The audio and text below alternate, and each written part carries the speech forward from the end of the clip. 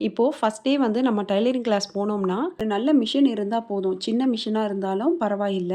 இல்லன்னா, பழைய மிஷின் வந்து சேல்ஸ் பண்ணுவாங்கல்ல, அந்த மாரி கூட நீங்க வாங்கி வச்சு ஃபர்ஸ்ட்டு வந்து கத்துக்கலாம். அதுக்கப்புறம் நமக்கு வந்து துணி தேவைப்படும். ரேஷன் கடையில குடுப்பாங்கல்ல, அந்த சாரிய வச்சே நீங்க வந்து ஃபர்ஸ்ட்டு ஸ்டிச் பண்ண கத்துக்கலாம். இல்லன்னா வீட்ல அம்மாவோடது, இல்ல பாட்டியோட பழைய காட்டன் சாரி இருக்கும்ல, அத நல்லா கஞ்சி தண்ணீல வந்து நல்லா அலசி காய வச்சுட்டு, அத அயர்ன் பண்ணி கூட நீங்க வந்து ஃபர்ஸ்ட்டு யூஸ் பண்ணிக்கலாம்.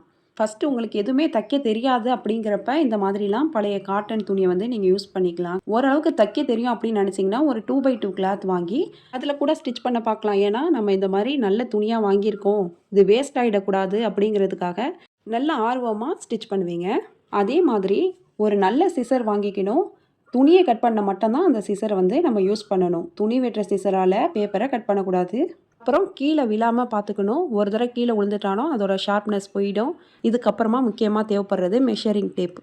இப்போ நம்ம எந்த மெஷரிங் டேப்பை வச்சு நம்ம வந்து கட் பண்ணுறோமோ, அதே மெஷரிங் டேப்பை வச்சு தான் நம்ம ட்ரெஸ்ஸு ஸ்டிச் பண்ணும்போது அளவு கரெக்டாக இருக்கான்னு செக் பண்ணணும்.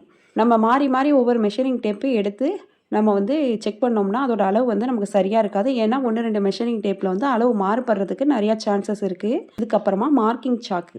மார்க்கிங் சாக்கு உங்களுக்கு எந்த கலர் வேணும்னாலும் நீங்க வாங்கி வச்சுக்கலாம். இதில உங்களுக்கு பென்சில் டைப்ல வேணும்னாலும் வாங்கிக்கலாம். வேக்ஸ் டைப்ல வேணும்னாலும் வாங்கிக்கலாம். இப்ப தான் பேசிக் கத்துக்கிறீங்கன்னா, பேசிக்கா டைலரிங் சாக்குன்னு கேட்டா குடுப்பாங்க. அந்த சால்க்க வச்சே நீங்க வந்து பேசிக்க வந்து கத்துக்கலாம். உங்களுக்கு அந்த சாக்ல வர டஸ்ட் பிடிக்கலன்னா, இந்த மாரி வேக்ஸ் சால்க் வந்து நீங்க வாங்கிக்கலாம். அயர்ன் பாக்ஸ வச்சு நம்ம அயர்ன் பண்ணுனாலே, அந்த மார்க் வந்து நமக்கு போயிடும். உங்களுக்கு மார்க்கிங் பென்சில் யூஸ்ஃபுல்லா இருக்கும்னு நெனச்சீங்கன்னா, மார்க்கிங் பென்சில் கூட வாங்கிக்கலாம். அதுக்கப்புறமா நீடில்.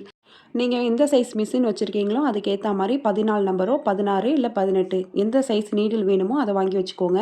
அதே மாரி நம்ம ப்ளவுஸ்க்கு ஹெம்மிங் பண்றதுக்கு நார்மல் நீடிலும் நம்ம ஒரு பாக்கெட் வந்து வாங்கி வச்சுக்கணும். அப்பதான் நமக்கு ரொம்ப யூஸ்ஃபுல்லா இருக்கும். ஒரு நீடில் காணா போனா கூட இன்னொன்னு எடுத்துக்கிற மாரி ஒரு பாக்கெட்டா வாங்கி வச்சுக்கணும். அதுக்கப்புறமா த்ரெட்டு. நீங்க பேசிக்கா கத்துக்கிறீங்க அப்படின்னா, ஒரு 2, 3 கலர் வாங்கி வச்சா போதும். நல்லா கத்துக்கிட்ட அப்புறம் எந்த கலர்ல நீங்க ட்ரெஸ் ஸ்டிச் பண்றீங்களோ, அந்த கலர்ல த்ரெட் வாங்கிக்கலாம். இல்ல த்ரெட் பாக்ஸாவே வாங்கிக்கலாம்.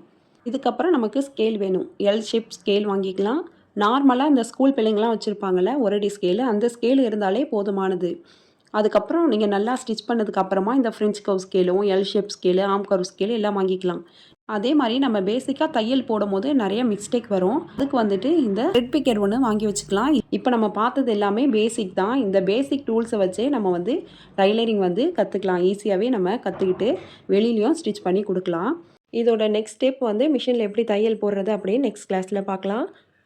உங்களுக்கு ஏதாச்சும் டவுட் இருந்துச்சுன்னா, நீங்க கமெண்ட் பண்ணீங்கன்னா, நான் உங்களுக்கு ரிப்ளை பண்ணுவேன். தேங்க்ஸ் ஃபார் வாட்சிங்.